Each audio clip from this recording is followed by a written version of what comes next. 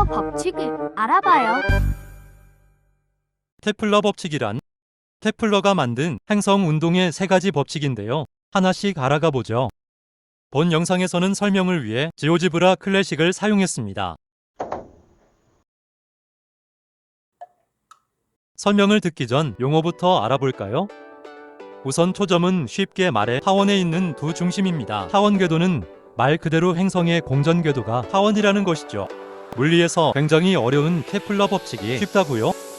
네, 쉽습니다. 물론 정의만 말이죠. 이제 나머지도 쉽게 만들어드리죠. 테플러 1법칙, 타원 궤도의 법칙. 나머지 한 초점이 어딨냐에 따라 궤도도 달라지는 것이죠. 도형 그리기 툴로 중심점이 한 개인 원과 두 개의 점이 필요한 타원을 그려줍니다. 두 초점을 가까이 할수록 원형이 되고 두 초점이 멀어질수록 타원형이 됩니다. 이렇게 초점이 가까울 때를 이심률이 작다, 초점 사이 거리가 멀 때 이심률이 크다고 합니다. 납작한 정도로 봐도 좋습니다. 행성마다 이심률이 다르기에 궤도도 제각각이게 되는 것입니다. 태양계에서는 수성이 가장 납작한 궤도를 도네요. 허나 태양계의 행성의 이심률은 모두 작은 편에 속해 원에 가까운 모양으로 공전합니다. 그럼 다음 설명을 들으러 가볼까요?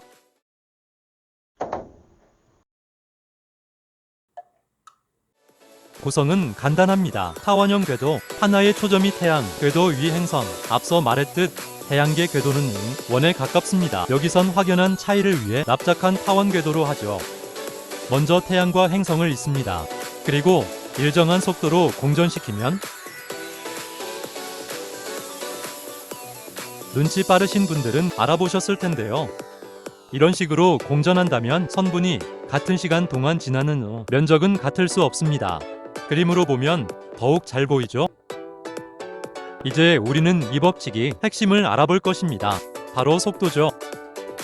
태양과 행성을 이은 선분을 속도 아분이 40으로 하겠습니다.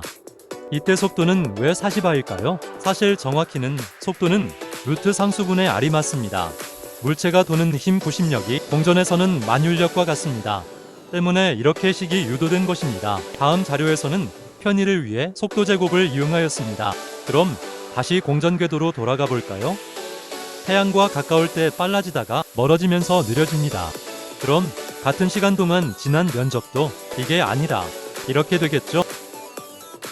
이번엔 속도 차이가 가장 심한 그 지점에 점을 찍겠습니다. 태양과 가장 가까운 지점 근일점, 태양과 가장 먼 지점 원일점. 정리하면 행성의 공전은 원일점에서 빨라지고 근일점으로 갈수록 느려집니다.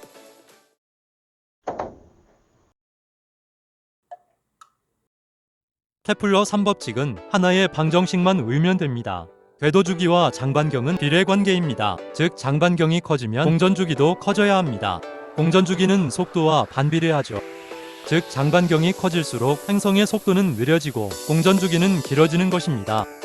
현재 태양계에는 어떻게 적용되는지 보실까요? 오늘날의 태양계의 모습입니다. 태양으로부터 멀어질수록 공전 주기가 늘어나는 게 보이시죠? 태양계의 궤도와는 다른 궤도도 보입니다.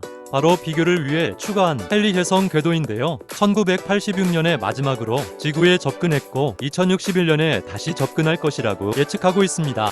이 법칙에서 배운 듯이 근일점으로 갈수록 빨라지네요. 마지막은 태양계를 보며 내용을 요약하죠. 행성은 타원형으로 공전한다. 허나 태양계 행성들은 거의 원에 가깝게 공전한다. 이때 행성은 근일점으로 갈수록 빨라지고 원일점으로 갈수록 느려진다. 공전 시 공전주기 장반경이 성립된다. 즉 장반경이 커질수록 공전주기는 늘어나고 속도가 느려진다. 이상 시청해주셔서 감사합니다.